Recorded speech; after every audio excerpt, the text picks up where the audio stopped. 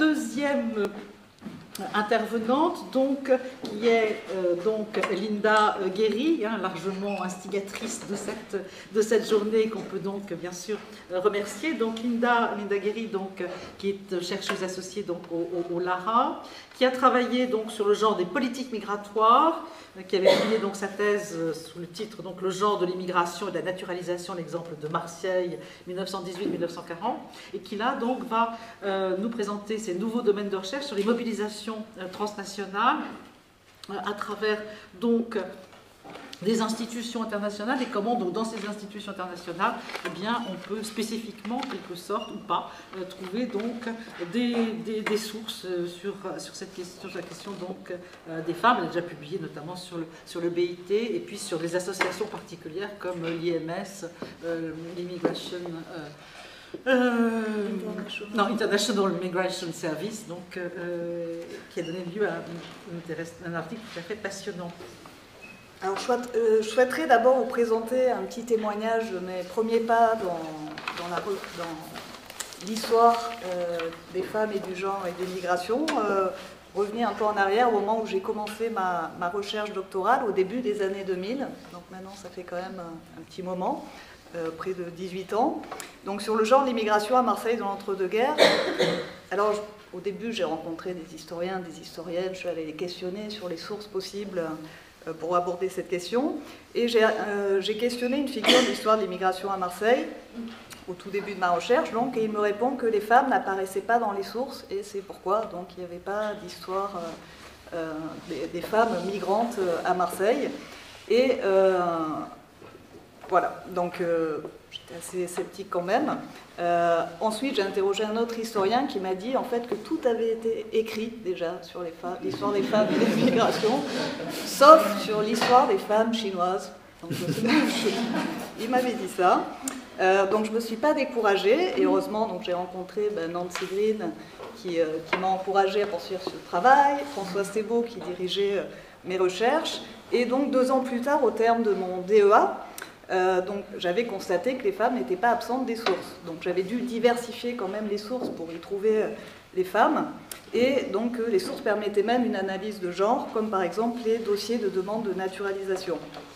Donc c'est ce constat que je présente en 2003, donc devant les membres du conseil scientifique de mon université, pour obtenir une allocation de recherche doctorale. Donc je mettais en avant que l'histoire des femmes migrantes n'avait quasiment pas été étudiée, en France en tout cas, malgré leur présence dans les sources, et le président du conseil scientifique me rétorque « Et alors, l'histoire des brosses à dents n'a pas été écrite non plus. » Donc je vous laisse réfléchir sur le sens de cette surprenante analogie entre les femmes migrantes et les brosses à dents. Donc malgré cette hostilité, j'ai quand même obtenu l'allocation qui m'a permis de mener à bien cette recherche que j'ai publiée donc, en 2013. Donc voilà la couverture du livre, aux éditions de l'École normale supérieure de Lyon.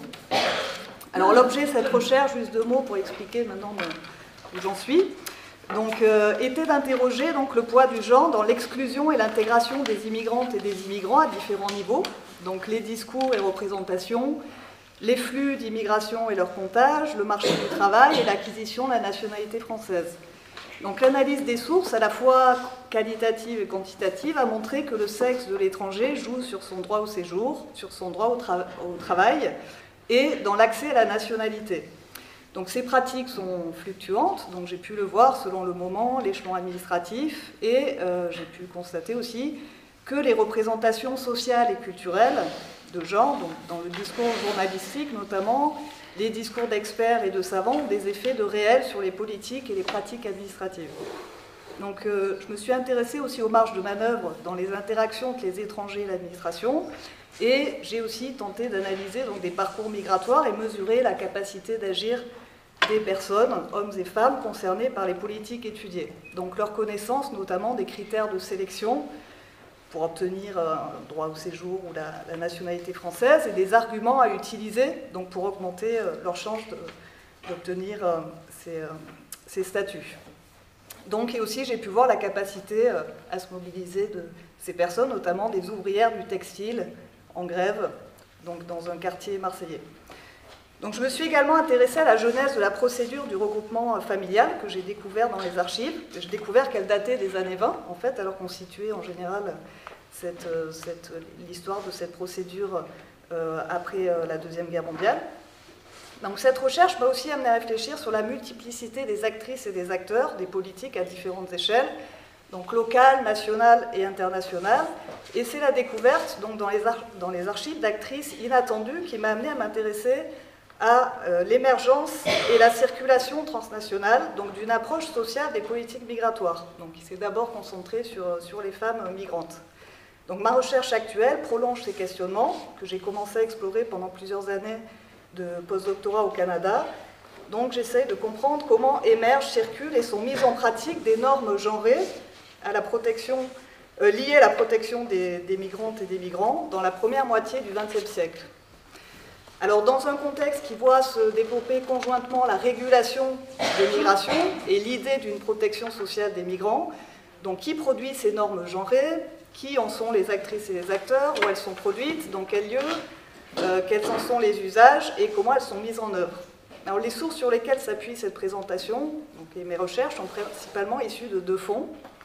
Donc, les archives de l'International Migration Service, donc, voilà, qui est fondé en 1921 et issu du groupement international des Young Women's Christian Association, donc des organisations féminines protestantes nées en Angleterre au milieu du XIXe siècle. Donc il y avait plusieurs branches nationales de ce service, aux États-Unis, en Grèce, en Pologne, en Tchécoslovaquie, en Suisse. Il se préoccupe d'abord des femmes, puis ensuite des familles. Donc le service devient non confessionnel et indépendant en 1924. La branche française de ce service donnera le service social d'aide aux émigrants, donc qui était actif en France jusqu'en 2005. Donc là, c'est la carte qui annonce le déménagement du quartier général de cette organisation, de Londres à Genève, où il se rapproche des organisations internationales. Le deuxième fonds d'archives, c'est donc des documents liés à la conférence permanente internationale des organisations privées pour la protection des migrants, donc CPPM, qui est fondée en 1924 et active jusqu'en 1935. Donc ces archives, j'ai trouvé des documents, ce ne sont pas les archives de la conférence, mais il y a de nombreux documents de cette conférence dans les archives du BIT, qui travaillaient donc de manière très étroite avec cette organisation-là, et aussi dans les archives de la Société des Nations. Donc là, vous avez une brochure, la couverture d'une brochure qui retrace l'histoire de cette conférence et ses activités, et un tampon. Voilà. Alors, donc c'est cette conférence permanente internationale des organisations privées, donc appartient au réseau chrétien et juif, européen et américain, et comprend beaucoup d'organisations américaines en son sein. Donc les acteurs du BIT vont s'appuyer sur des organisations privées, donc la conférence permanente internationale des organisations privées, pour faire avancer leurs idées réformistes auprès des gouvernements. Et de leur côté, ces organisations privées, qui comptent de nombreuses femmes, se servent de la scène internationale pour asseoir leur légitimité et bénéficier d'une reconnaissance et obtenir notamment des moyens de fonctionner. Alors plusieurs questions sont travaillées par la CPPM, donc les enfants de travailleurs saisonniers, l'assurance des migrants sur les navires, la protection des émigrants dans les ports et à bord des navires, l'inspection à bord des navires, donc beaucoup de questionnements par rapport au transport et au voyage des migrants, les déportations, la séparation des familles, les pensions alimentaires et la question de la santé, donc des maladies dans les critères de sélection des immigrants et des examens mentaux, donc j'y reviendrai dans le processus de sélection des migrants. Donc voilà les questions qui sont abordées par cette CPPM. Donc toutes ces archives permettent une analyse de genre à plusieurs niveaux. Donc le premier niveau, c'est le genre de cet espace social au sein duquel circule l'idée de protection de migrants, donc, et qui gravite surtout autour de Genève. Donc les parcours et les mobilisations de ces actrices et acteurs, puisqu'il y a beaucoup de femmes. Le deuxième niveau, c'est le genre dans le contenu de l'approche protectrice et sociale des migrations. Donc comment sont définis les problèmes et les solutions. Et troisième niveau, c'est le genre des parcours et des pratiques des migrants eux-mêmes, donc des personnes concernées par ces politiques, que l'on croise dans différentes sources, donc des enquêtes et des dossiers. Donc je vais développer ces trois niveaux dans ma présentation. Alors le premier niveau, donc le genre dans les parcours de ces réseaux-là, de personnes qui se mobilisent autour de la protection des migrantes et des migrants. Donc il s'agit, là aussi on en parlait tout à l'heure, de migration d'élite un peu, parce que c'est des personnes qui bougent beaucoup aussi. Donc ces sources, c'est de la correspondance, des notes diverses, des minutes de réunion, et qui permettent de mesurer plusieurs choses, donc des tensions, des conflits, des stratégies, peu visibles dans les publications officielles en fait, de ces organisations. Donc elles permettent de comprendre comment les personnes circulent, l'impact de ces circulations et de connexions. Elles appartiennent souvent à plusieurs organisations, donc comment elles utilisent ces ancrages variés, comment elles mobilisent des ressources, des opportunités, comment elles font usage aussi des différentes échelles, nationales, internationales, selon les moments, selon leur stratégie. Donc l'approche transnationale, elle est particulièrement stimulante pour analyser tout ça, puisque donc, elle complète les approches étatiques et institutionnelles pour comprendre là aussi des normes et des politiques. Alors, des organisations privées américaines issues du mouvement de réforme sociale se mobilisent très tôt, comme j'ai dit tout à l'heure, auprès du Bureau international du travail, qui, lui, se sert aussi de ces organisations, et il les considère, donc, notamment ceux de la CPPM, comme des agents d'information au sujet des abus. Donc, et ces organisations, elles sont considérées comme désintéressées, donc elles peuvent être utiles pour le BIT dans un contexte où les pays d'immigration sont très réticents à voir le BIT se mêler de cette question-là. Donc, alors elles sont donc beaucoup d'organisations américaines, comme je l'ai dit. Donc Albert Thomas, qui était directeur du BIT, mentionne dans une lettre l'état-major social américain envoyé en Europe. Donc il y a beaucoup de femmes qui arrivent dans toutes ces organisations. Alors elles sont particulièrement actives au sein de la CPPM, donc notamment l'AMS dont j'ai parlé tout à l'heure, qui compte beaucoup de femmes de nationalité américaine et aussi une française, et qui produit des rapports, des enquêtes, et développe très tôt ses liens avec le BIT. Dès qu'elle a connaissance de cette création, elles essayent même de l'intégrer. C'est un échec, mais elles ont essayé. Donc finalement, l'AMS obtient un rôle de collaborateur et d'auditeur dans une commission sur les migrations qui est mise en place par le BIT en 1925. Donc c'est une commission d'expertise, d'experts en fait, chargée de proposer des conventions, donc des recommandations et des résolutions. Donc j'ai pu voir dans la correspondance avec le BIT comment les femmes de l'AMS mettent en avant leur capacité à mobiliser sur la question de protection des femmes migrantes. Il y en a une qui dit « Oui, j'ai voyagé dans toute l'Europe, j'ai fait de grandes conférences, j'ai touché environ 3000 personnes sur ce sujet, qui intéresse beaucoup. » Donc elles disent aussi qu'elles sont très proches de certaines femmes politiques, de députés. Donc voilà, donc on voit bien comment elles mettent en avant ça pour en retour avoir des places donc, dans certaines commissions.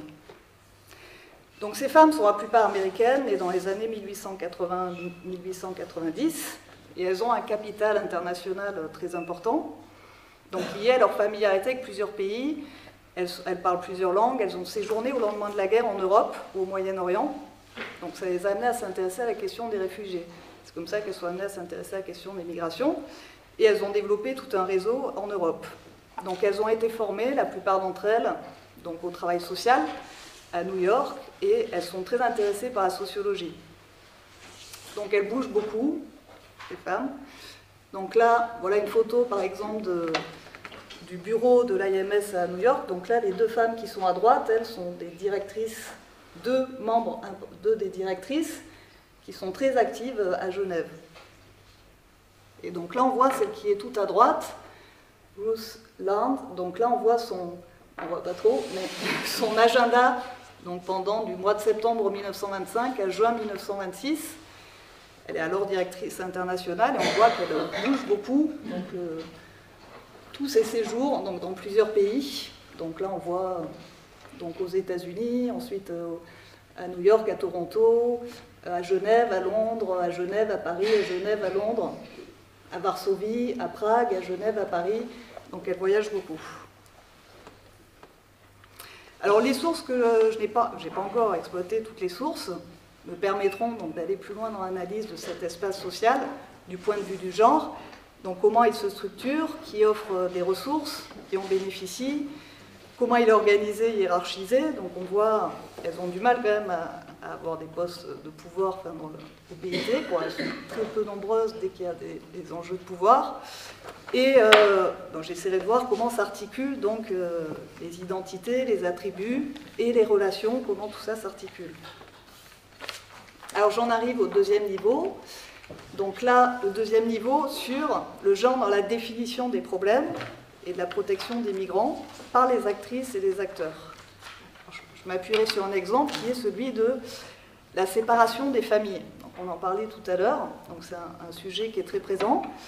Donc la question de la séparation des familles devient un problème, donc mentionné par les organisations à partir de 1924. Donc comment est défini ce problème, quelles sont les idées qui sont choisies pour mobiliser sur cette question. Donc il apparaît à la conférence de 1926, laquelle participent 25 femmes et 14 hommes. Donc c'est la CPPM qui se réunit, qui comprend une quarantaine d'associations, en fait, qui regroupe une quarantaine d'associations. Et il y a un document qui est distribué, donc est discuté ce jour-là, donc sur la séparation des familles dans différents pays. Donc, mais c'est surtout la question aux États-Unis qui est mise en avant, et notamment à partir de l'adoption de la loi des quotas de 1924, donc qui limite l'immigration et qui, du coup, amène à... Disons que des familles sont empêchées de se regrouper suite à ces lois des quotas. Donc le rapport dresse une approche très scientifique de la question, donc les causes, les conséquences, etc. par catégorie. Et la séparation des familles est présentée comme un problème complexe et délicat. Donc, et finalement, au terme du débat, donc on voit il y a débat, tout le monde n'est pas d'accord, c'est son aspect moral qui est mis en avant. Donc les participants jugeant que ça sera plus efficace qu'une injonction faite aux États de changer les lois qui empêchent les familles de se regrouper. Donc la régulation de la migration est présentée donc, comme un risque de déstabilisation des normes de genre, donc, et entraînerait, donc on en parlait tout à l'heure, des cas de bigamie, d'évasion matrimoniale, c'est le terme employé, d'adultère, perte de l'autorité paternelle, et des enfants deviendraient incontrôlables sans père. Donc il faut, dans le pays de départ, donc il faut régler ces problèmes. Alors il y a une enquête qui est menée par une association américaine en 1931 qui est présentée à cette conférence et qui montre que des travailleuses sociales donc, essayent de régler ce problème de séparation des familles et rentrent dans l'intimité des familles pour réparer un peu ces rapports de genre perturbés par la migration et donc restaurer le rôle du gagne-pain du père. Donc c'est des archives vraiment très intéressantes puisqu'elles décrivent les tactiques qu'elles mettent en place pour réunir ces couples et restaurer le rôle du père gagne-pain. Donc par exemple, elles aident à la rédaction de lettres écrites par la femme dans le pays de départ au mari et elles disent on noircit, il faut l'aider à noircir un peu le tableau pour que le père prenne conscience qu'il a laissé une femme seule dans son pays. Donc elles disent ça et elles disent aussi qu'elles ont une super tactique, c'est de faire pression sur le mari qui est impressionné par la femme américaine et son pouvoir de faire régner la justice. Et donc elles utilisent son statut précaire un peu en lui disant si tu ne fais pas quelque chose, on va te mettre devant la justice et tu vas devoir subvenir aux frais, aux pensions alimentaires, etc. Donc une autre question liée à la séparation des familles est traitée à partir de 1927, c'est celle des tests mentaux. Donc la psychométrie, en fait, mesure l'intelligence qui est pratiquée dans les consulats américains en Europe. Donc là aussi, il y a une externalisation des politiques déjà sélectives des migrants. Donc, et qui est un obstacle, c'est dénoncé, ces tests-là sont dénoncés comme un obstacle à la réunion des familles.